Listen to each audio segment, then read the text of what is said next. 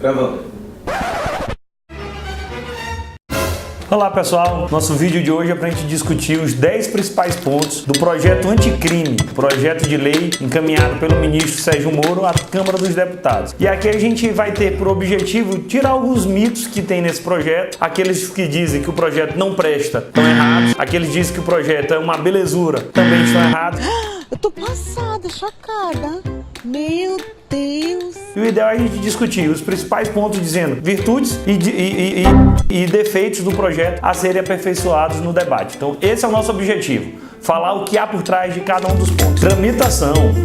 O projeto, como muda muitas leis, não pode ser discutido em uma única comissão, só na CCJ, só na Comissão de Segurança. Quando um projeto trata assim de 4, 5 comissões diferentes, a saída que a Câmara dos Deputados adota é criar uma comissão especial para debater única e exclusivamente este projeto. Essa comissão é formada por deputados de todos os partidos. Eles dão uma preferência para deputados que têm alguma vinculação com o segmento jurídico, que têm condições de fazer um debate mais apropriado e dessa forma o resultado final certamente será agradável à maioria da população. Endurecimento de penas. O objetivo do projeto neste ponto é aumentar a gravidade da pena e a duração da pena em alguns crimes específicos. Isso atende o anseio de uma parte da sociedade, corrige algumas distorções, mas em um ou outro momento vai de encontro ao entendimento consolidado do Supremo Tribunal Federal. E aí o Legislativo vai ter que decidir, segue o que o Supremo tem decidido ou ouve um pouco mais as vozes da urna. Endurecimento das penas, portanto, em regra, é uma boa medida, mas se você errar na dose, pode se transformar o que seria um antídoto pode se transformar num veneno. Crimes ligados a armas de fogo. O pacote anticrime faz uma mudança lá no Estatuto do Desarmamento, que é para agravar a pena de quem cometeu um crime usando arma de fogo. Essa é uma mudança boa. Nós temos que dificultar ou aumentar as penas daquelas pessoas que cometem crime com arma de fogo. No Maranhão, a política adotada, inclusive, vai nessa direção. O governador Flávio Dino instituiu uma gratificação em dinheiro no salário dos policiais que apreenderem qualquer arma de fogo.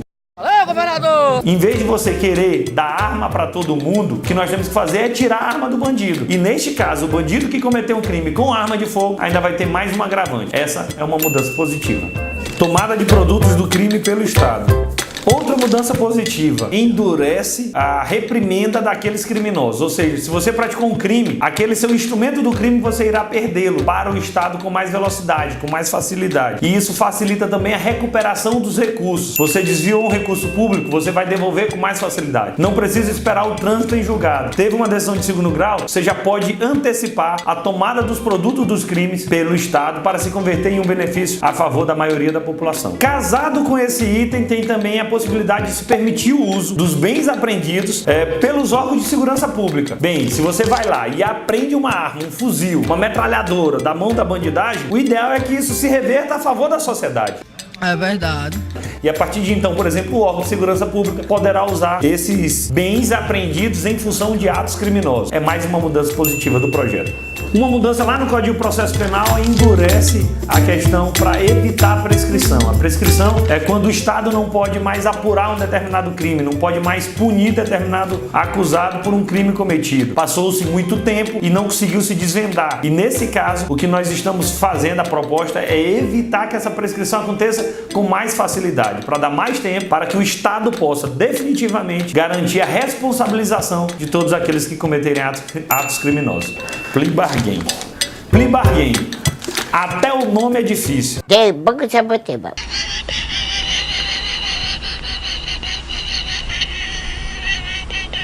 É um instituto muito usado em muitos outros países que permite mais ou menos um acordo penal. O que é o acordo? Se o réu confessa o crime, está acompanhado de advogado e ele não quer que o processo demore muito, porque o processo é muito caro. Imagina uma audiência, uma oitiva de testemunha, o tempo do juiz, o tempo do promotor, o tempo dos advogados, dos serventuários da justiça. Se ele não quiser isso tudo, ele pode fazer um acordo penal e definir a pena de cara. Então ele chega e diz, olha, eu de fato cometi esse crime, eu não quero que o processo demore muito, me dá aí 3 anos anos de cadeia que eu vou lá cumprir. De uma forma geral, é um instituto bom, moderno, que está de acordo com outros países. Mas vamos lá aos problemas do instituto. Número 1. Quem vai definir o tamanho dessa pena? É o promotor? O promotor é o órgão acusador. Não deve ser apenas o Ministério Público que decide. Até para que a gente não tenha delações primes. Então não tem acordos primes, acordos de luxo. Vocês lembram do acordo da JBS? Onde os caras tinham condições super favoráveis, inclusive depois eles até operaram na bolsa para se beneficiar, incorrendo em alguns atos criminosos. Então não deve depender apenas do Ministério Público. É indispensável a participação do juiz. E por fim, no nosso entendimento, isso inclusive está lá no novo Código de Processo Penal, se o sujeito é um criminoso ocasional, cometeu um crime uma vez na vida, já confessou, está com o advogado e não quer que o processo demore, no nosso entendimento ele poderia ser aplicado a ele a pena mínima. A pena mínima prevista na lei. Não há necessidade de ter uma margem de negociação. Não aplica 2 anos, aplica 3, aplica 4. Porque ele está falando de um criminoso que não tem grande potencial ofensivo. É um criminoso que cometeu um crime uma vez, tem que ser punido, tem que ser responsabilizado, mas sem essa carga toda de negociação pelo Ministério Público. Essa carga de negociação não traz nenhuma vantagem para o processo. O sujeito já está abrindo mão do devido processo legal, já está sendo antecipada a sentença. Um processo que iria durar 5 anos, já vai ter o cumprimento da pena amanhã. A sociedade já vai ver, já vai perceber que quem comete o crime recebe uma pena de imediato. A única discussão é qual deve ser o tamanho dessa pena. No meu entendimento, a lei decide. Se o sujeito é um criminoso inofensivo, apesar de ser um criminoso, aplica-se a menor pena prevista na lei. Se ele for um criminoso habitual, que comete isso de forma reiterada, tem ruins antecedentes, aí o acordo não vale. Aí ele tem que percorrer todo o processo e tem que ser aplicada uma pena dura para ele. Criminalização do Caixa 2.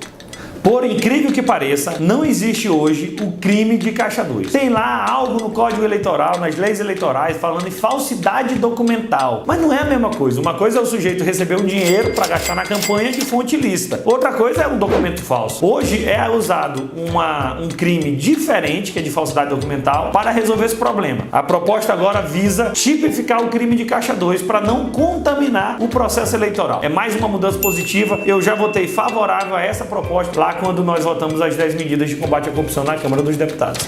Criminosos habituais.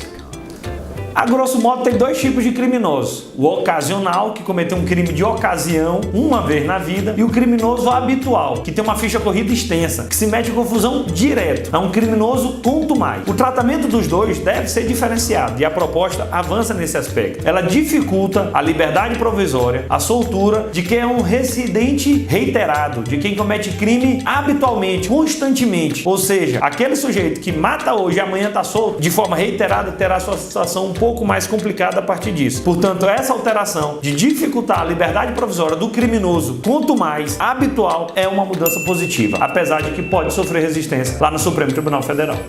Informante do bem. Fala esse nome aí, tu bota o nome escrito assim quando for no vídeo, por favor. O informante do bem já começa com um nome muito difícil. Whistleblower. Eu não entendi o que ele falou. Não sei como se fala, mas o que quer dizer?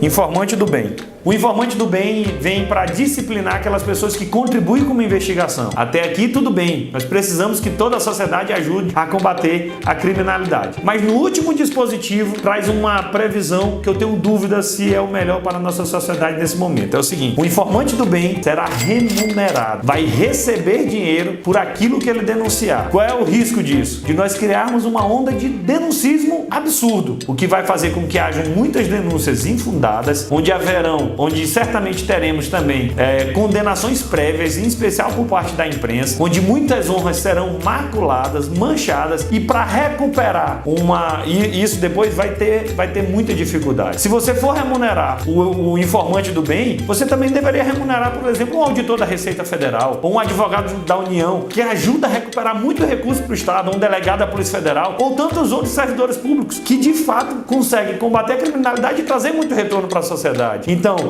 você pegar o informante do bem, que é algo positivo, e transformar num alcahuete remunerado, num dedo duro remunerado, acho que traz mais desvantagens do que vantagens. Ter o informante do bem, positivo. Você pagar para uma pessoa ajudar a elucidar um crime, não é o caminho que a sociedade brasileira espera, e esse ponto vai ser debatido na Câmara dos Deputados. Chegamos ao fim do nosso vídeo, esperamos que nós tenhamos conseguido mostrar mais ou menos os principais pontos do projeto de lei anticrime do Moro, os pontos positivos, os pontos negativos, antecipo que a pauta de combate à corrupção terá o meu apoio na Câmara dos Deputados, como já teve ao longo de todo o mandato. Inclusive, minha dissertação do mestrado também foi sobre a alteração do novo Código de Processo Penal. Então, todas as medidas que tiverem como base o combate à corrupção terá o apoio do deputado Rubem Júnior. Nós temos um limite. Qual é o limite?